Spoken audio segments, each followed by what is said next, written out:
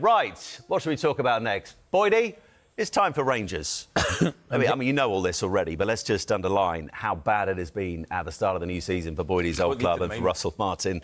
They sit 10th. They're still winless in the Scottish Premiership. 4 points from 5 games, their lowest points total since the 78-79 season. Only 3 goals scored. That's their lowest since that same season. And they find themselves already 9 points behind Celtic. They're in action today against Hibs in the League Cup quarter-final. That's a home game. There are protests planned at that one. I mean, the Union Bear supporters group are the ones who are going to be behind the protests today, Boydie. I mean, what they said about Russell Martin is the performances under his management are a disgrace to the standards this club was built on. Rangers cannot afford constant upheaval, but in Martin's case, there can be no debate. His failure is absolute. Are you surprised he hasn't gone yet? I think it's going to be very difficult for Russell Martin to keep his job. You know, usually when the fans or a group of fans within, you know, a bigger set, if they go, then you can maybe say, well, it's not everyone. I was at Ibrox and I ended up coming on the show last week for 5 minutes.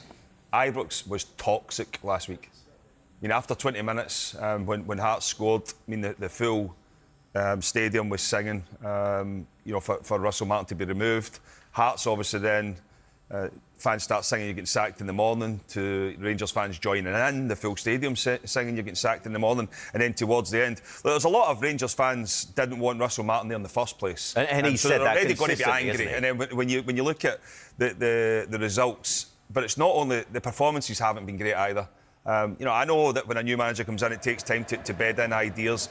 And as I said, you could see that if there was improvement. You could see that if there was, you know, a chink of light that, yeah, it's getting better. It's not been the case. You know, the team has been struggling. You know, Russell has spoken about, you know, the anxiety at Ibrox. Well, Ibrox isn't going anywhere. The fans ain't going anywhere. You're going to have to find characters that can deal with the pressures and the demands of being at a football club that have to win week in, week out. You know, and I think the recruitment, again, when I look at, you know, when you take people like Todd Cantwell, Tom Lawrence, Davies, Dowell, they were championship players, and those ones, especially the first two I mentioned, were very good in the championship for a period of time, but really struggled to deal with it at Ibrox. Rangers went back into that market again this year, and they're struggling. You know, there is no doubt people like Max Aarons, and I know that he ended up playing left-back to start with, but he was brought in to replace James Tavernier. He's failed to do that. The full Rangers fans were getting to a stage where they felt as if it was over for James Tavernier. They all want him back in the team now, and he's came back in, and rightly so. But there has been so many. Joe Rothwell has a good championship career. He struggled at Rangers, and Gassama's came in, and he's been okay. But there's been so many you know, players underperformed, and as I said, once a full crowd goes, you know exactly what's going to happen. And the thing is, I mean, you know exactly what it's like there, particularly from a manager's point of view. It's an absolute goldfish bowl. Every move is scrutinised. And yet, and we saw this at Southampton a lot, he comes out on the front foot in post-match interviews, in build-ups to games as well. I mean, why on earth would you say early on that your players are scared? You might know that behind the scenes, but why lay that out there publicly? He doesn't help himself at times, does he? Yeah, I mean, I think there's sometimes... I can see both sides of it, Simon, because maybe if you put it out there, the fans might then realise that, oh, we could be part of this and maybe help the players. But when you're... But then they might look at it and say, here's a manager who's already looking for excuses.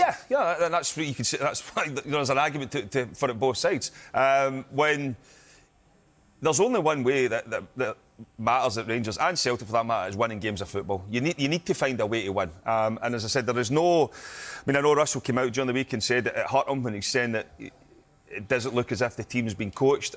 I think he's maybe picked a lot of people up with, you know, what they were saying.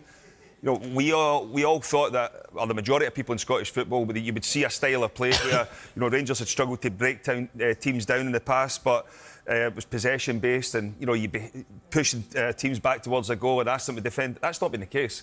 I mean, I think if you go and speak to anybody that's played against Rangers this season, they will probably say it's the easiest game they've had against a Rangers team, and that can't be right. What did you make of what happened this week in terms of a lot being made of that players' trip he took the Rangers players on, Russell Martin, to Loch Lomond for a swim? Yeah, listen, you've been a manager at Walsall. You try and find ways to rejuvenate, reinvigorate your players. Did you understand that move by him, or did you think, given the huge scrutiny on him, probably not the best move?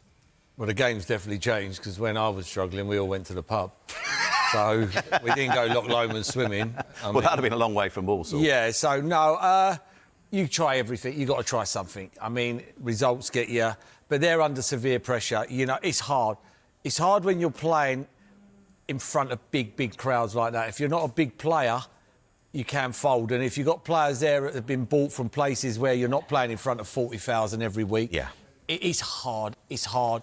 And then you need them players to get on the ball. You don't need players running round, smashing people and putting people in the stand. What you need, the bravery of getting on the ball and keep on. If you give it away, get it again.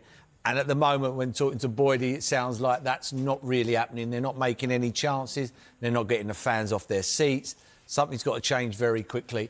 Again, we talk about Amram, about the way he's got to change his system and all that. I think the lad Martin needs to start attacking them and having more shots. You know, instead of this nicey football, get the crowd off their feet. Even if you have the first 6 shots in 20 minutes, they all go over the bar.